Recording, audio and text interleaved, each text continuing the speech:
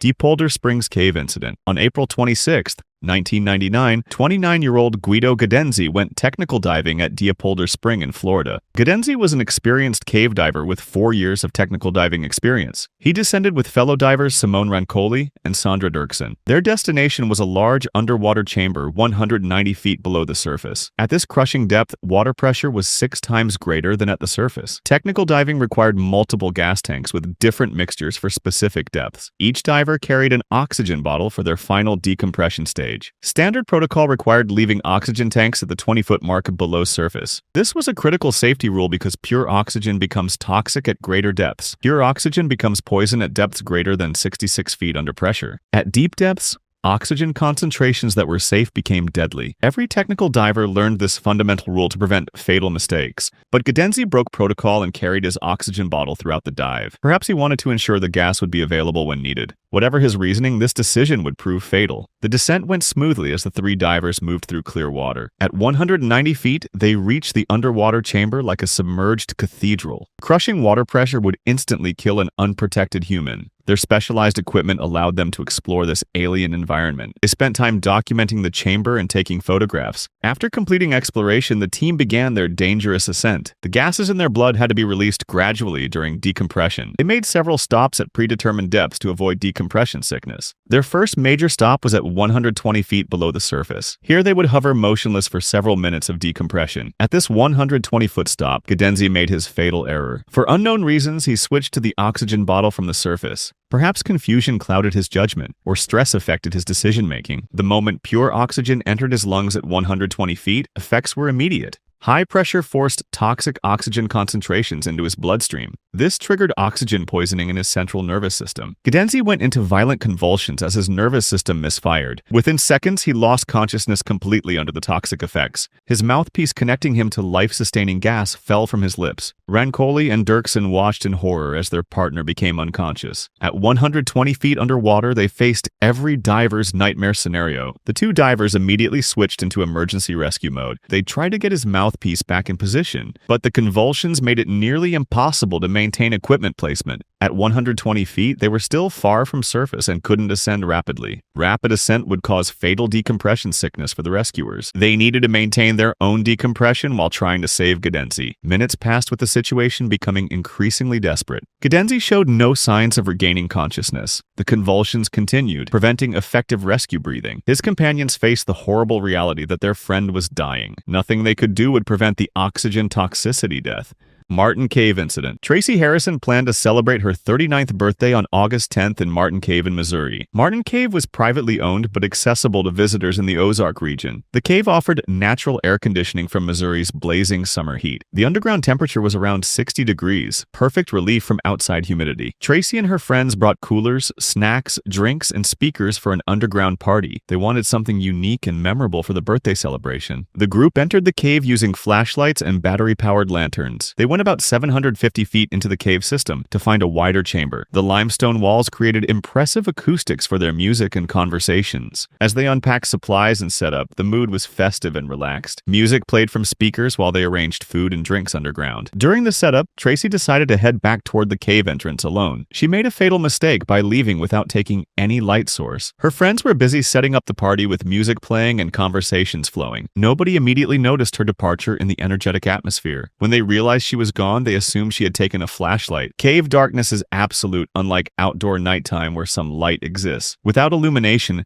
navigation becomes impossible and familiar passages turn deadly. Tracy attempted to navigate back through the cave system in total darkness. The limestone floor was uneven and treacherous without proper lighting. As Tracy moved in complete darkness, she lost her footing on the uneven floor. Her foot caught on a stone and she began tumbling through the darkness. What Tracy couldn't see was an 11-foot vertical drop-off in her path. This dangerous section required careful navigation, even with proper lighting. Her slip sent her tumbling over the edge of this precipice. The fall was devastating as 11 feet onto solid limestone. caused severe trauma. Tracy struck the rocky floor below with crushing force. The sound of her fall cut through the party atmosphere instantly. The hollow crash echoed off cave walls, silencing the celebration immediately. Music stopped. Conversations ceased, and everyone froze at the terrible sound. They abandoned their party setup and frantically searched for the source. When they found Tracy at the base of the drop-off, the scene was nightmarish. She lay unconscious on the limestone floor with severe head trauma. Most alarmingly, she was bleeding from her ears, indicating brain injury. Her friends immediately recognized this required immediate medical attention. They were deep underground with no cell service for emergency calls. One person stayed with Tracy while others rushed to get help. The call reached the National Park Service since the cave was in the current river area. Ranger Kelly Knutson received the report and understood the complexity immediately. As an emergency medical technician, Knutson knew time was critical with head trauma. Bleeding from ears indicated potentially life-threatening brain injuries. Knutson responded by boat via the current river to reach the area quickly. Tracy's friends guided him to the cave entrance upon arrival. Knutson organized the rescue operation with additional rangers and equipment. He entered the cave following the route Tracy's friends had marked. The contrast was stark, with party supplies scattered throughout the passage. When Knutson reached Tracy, her condition was grave and she remained unconscious. He immediately began administering oxygen and conducting injury assessment. The rescue required careful coordination between multiple teams underground. Rangers established an evacuation route from Tracy's location to the entrance. Preparing Tracy for transport was painstaking due to potential spinal injuries. Cave evacuation required multiple personnel working in careful relays. The narrow passages made traditional stretcher carrying impossible. As Tracy reached the cave entrance, helicopter transport was coordinated. A park boat transported her to a gravel bar helicopter landing zone. The helicopter crew transferred Tracy to aircraft with advanced life support. She was flown to trauma facilities for emergency brain surgery. The entire rescue took just over 2 hours from emergency call to hospital. Tracy's birthday celebration became a lesson about cave safety precautions. Sharp's Cave Incident. On a warm summer afternoon, 40-year-old Arlen and his 19-year-old daughter, Lexi, entered Sharp's Cave in Virginia.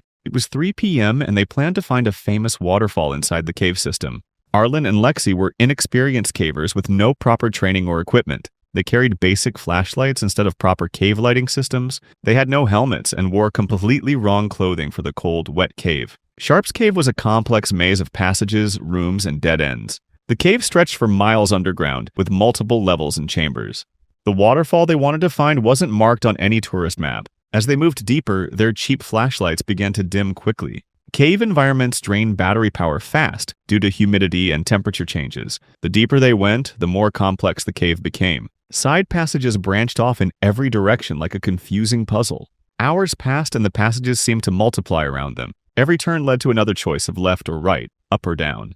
They tried to remember their route back, but everything looked the same. By 6 p.m., they were completely lost in the cave system. The cave temperature was a constant 54 degrees, which threatened hypothermia. Their inadequate lights were failing, creating absolute darkness around them. Panic began to set in as they realized their dangerous situation. Arlen tried to stay calm for his daughter, but was fighting growing terror. They had no backup lights, emergency supplies, or way to signal for help. They wandered for hours calling out, but sound travels strangely in caves. Dehydration was setting in and their bodies burned energy trying to stay warm. The psychological stress of being trapped in darkness affected both of them. Above ground, Arlen's 2 younger children, aged 10 and 16, grew worried. When 11:30 p.m. arrived with no sign of them, the teenagers called 911. The call was escalated to emergency status when they mentioned cave exploration. The emergency triggered a massive rescue response from multiple agencies. Virginia State Police contacted Jennifer Bowl of the National Cave Rescue Commission. They carried powerful LED lights, communication equipment, and medical supplies. But Sharp's Cave was too complex with too many branching passages. After 2 hours of searching, Bowl called for massive reinforcements. By 8:30 a.m., approximately 40 cave rescue specialists converged on the scene. This became one of the largest cave rescue operations in Virginia's history. Teams were assigned different cave sections with communication lines run underground. Around 10 a.m., Christopher Spence and Mystic Miller searched Catfish Hall. Deep in the passage, they discovered 2 dark figures huddled together. It was Arlen and Lexi after 19 hours trapped in the cave. Both were alive but shaking uncontrollably from hypothermia. Their flashlights had died hours earlier, leaving them in complete darkness. They were dehydrated, exhausted, and terrified but still breathing. The rescuers immediately shared warm clothing, food, and water. Most importantly, they provided proper cave lights for safe navigation. The journey back to the surface took several more hours of careful guidance. When they emerged into daylight, both suffered from mild hypothermia and dehydration. but they were alive and had no serious injuries from their ordeal. Stay High Cave Incident. On the afternoon of February 11, 2011, 26-year-old David Rosler set out with a friend to explore the Stay High Cave in Virginia. David had no prior caving experience. The cave was notorious among local cavers for its dangerous entrance. The cave requires people to stay high or position themselves on the upper part of a narrow V-shaped passage. By keeping their bodies elevated and carefully moving along the wider parts, cavers avoid getting stuck in the narrow crevices below. But David had no training or background in cave exploration. As he inched his way deeper into the cave, he gradually slipped toward the narrowest part of the V-shaped passage. The slick walls offered no grip. Before he could react, he was sliding uncontrollably downward. His body shot into the tightest part of the cave. The rock walls closed in on him, compressing him into a space so tight that every breath became a struggle. As soon as he came to a stop, wedged painfully in the rock, panic set in. His arms were pinned against his sides. Every attempt to free himself made his situation worse. The jagged rocks dug into his skin. The pressure on his chest made it hard to breathe. His leg was twisted at an awkward angle, adding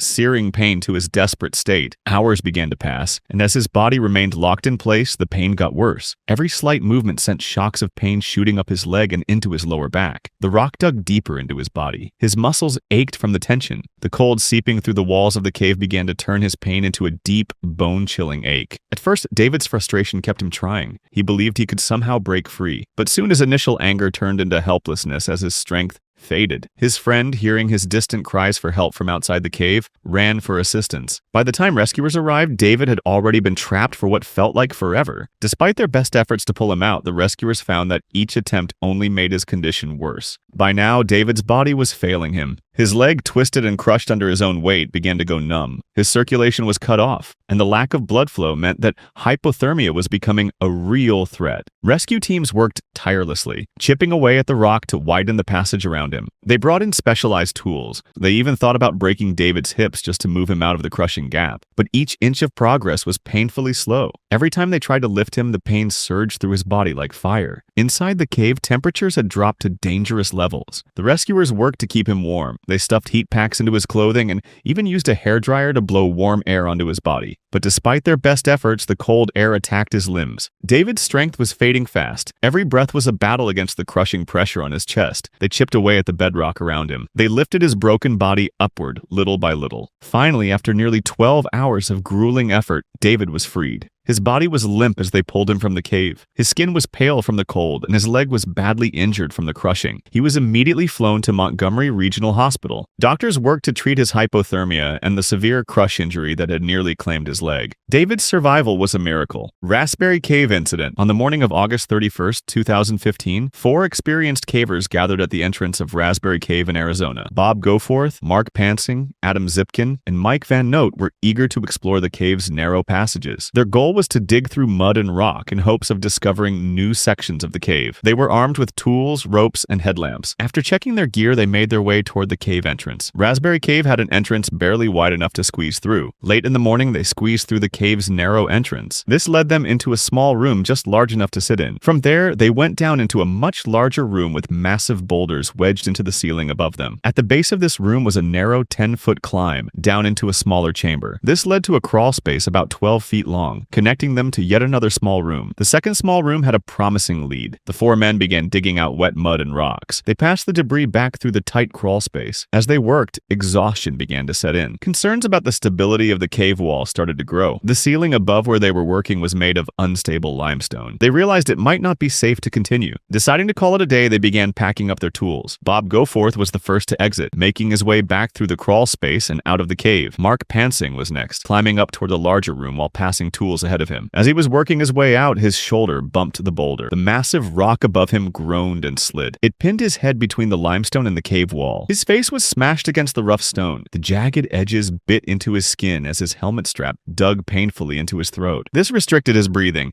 He could feel the immense pressure building. The boulder threatened to crush him with every second. He couldn't move and he couldn't breathe properly. Every breath he took scraped his face against the sharp rock. Panic set in. He tried to loosen his chin strap, but his hands shook and the strap wouldn't budge. budge. He called out to Mike Van Note, who was still in the crawlway below. Van Note hurried to him and found Panzing trapped. His face was pressed painfully against the rock and his footing was unstable. Panzing's chin strap was keeping him stuck and choking his throat. Despite his efforts to undo it, it wouldn't release. Panzing asked for a knife to cut the strap. As Van Note passed it up, the situation suddenly changed. With a loud crack, the boulder shifted again. This freed Panzing's head, but sent mud and debris tumbling down into the room below. Rocks clattered and splashed into the wet mud as Van Note scrambled back to avoid the falling debris. Thankfully, the massive boulder didn't fall completely. It wedged itself into the space above them, creating a dangerous but stable position. For a tense moment, they held their breath, waiting to see if the entire structure would collapse. The remaining cavers knew they couldn't move the boulder on their own. For 20 minutes, they waited, hoping Goforth would return. Fortunately, Goforth came back into the cave to check on them, after noticing their delay. When he learned they were trapped, they carefully passed him a crowbar from below. With the boulder now wedged in place, Bob Goforth wasted no time. Armed with the crowbar, he began carefully widening the narrow space. His every move was careful and precise. The cavers below could hear the scraping of metal against rock as Goforth worked. Mud and small rocks occasionally fell down, raising the tension even further. Mike Van Note kept his eyes on the ceiling, ready to shout a warning if the unstable rock shifted again. Finally, Goforth managed to move the boulder into a more stable position. The rock shifted slightly, sending another wave of mud down into the room, but this time it held. The three trapped cavers felt relieved. Their ordeal was nearly over. One by one, they carefully climbed up the now wider space. Each move was calculated to avoid disturbing the boulder any further. The climb felt slow, their bodies tired and covered in mud, but as they emerged into the larger room, the sense of relief was clear. They had escaped what could have been a fatal disaster. Sinking River Cave incident. On September 1st, 2015, a man decided to take his small cattle dog on an adventure to Sinking River Cave. As they went near the cave, the dog's playful curiosity became dangerous. With one careless misstep, the cattle dog tumbled into a blind pit. It was a 169-foot drop into darkness. The man stood at the edge, staring down into the deep hole. Panic set in, but instead of trying to save his dog, he assumed the worst. He thought his dog didn't survive the fall. Instead of making a rescue attempt, he walked away. The truth was completely different. The dog had survived the fall. She called out to her owner, but he never heard her cries. For 2 days, the small cattle dog stayed alive. She was trapped in the Sinking River Cave without food or water. At every sound, she rushed to the narrow opening of the pit. She gazed upward, wanting to see rescue coming. 3 long days passed before someone finally came. A group of cavers arrived at the same cave system. The group included Mel and Edie Pumplin, Rich Pumplin, Mary Klaus, John Scow, and Becky Kaufman. They wanted to explore the very pit that had swallowed the dog. They had no idea about the hidden tragedy below. They prepared for a normal day of caving. Rich Pumplin was the first to go down on a rope. As he went into the pit, he heard something alive. His voice echoed back to the team above. Mel, listening from the surface, recognized the soft tone Rich used when talking to animals. They thought it was a small creature, maybe a chipmunk. When Rich returned to the surface, his expression told a different story. "There's a dog down there," he said, shaking his head in disbelief. Mary Klaus volunteered to go down and help. She grabbed a large backpack and some snacks that might be good for a dog. She went down into the pit on a rope. When she reached the bottom, her heart sank at the sight. There was a small, weak cattle dog looking up at her with tired eyes. The dog had no visible injuries. When Mary spoke softly to her, something amazing happened. The dog's tail began to wag. Mary fed her a few snacks, and despite the dog's weak state, the two connected instantly. Initially, the team thought about using a rope system to pull the dog up, but they quickly realized how scary that would be for the poor animal. Being dragged up against rough rock walls was not an option. Instead, Mary decided she would carry the dog out on her back. As they carefully placed the dog inside the backpack, the little cattle dog rested her head against Mary's shoulder. With the dog secured, Mary began the long, steady climb out of the pit. When they reached the surface, the little dog jumped from the backpack with new energy. The rescuers couldn't help but smile as they watched her. Her happiness seemed like her way of saying thank you. They tried to guide her back to camp, thinking she might need more help, but the dog had other ideas. She ran off in the opposite direction. The owner was overwhelmed when they told the story. He had believed his beloved dog was gone for good. He was too heartbroken to even attempt a rescue. But 3 days later, to his absolute shock, she appeared at his home. Her tail was wagging and her eyes were filled with forgiveness. It was miraculous.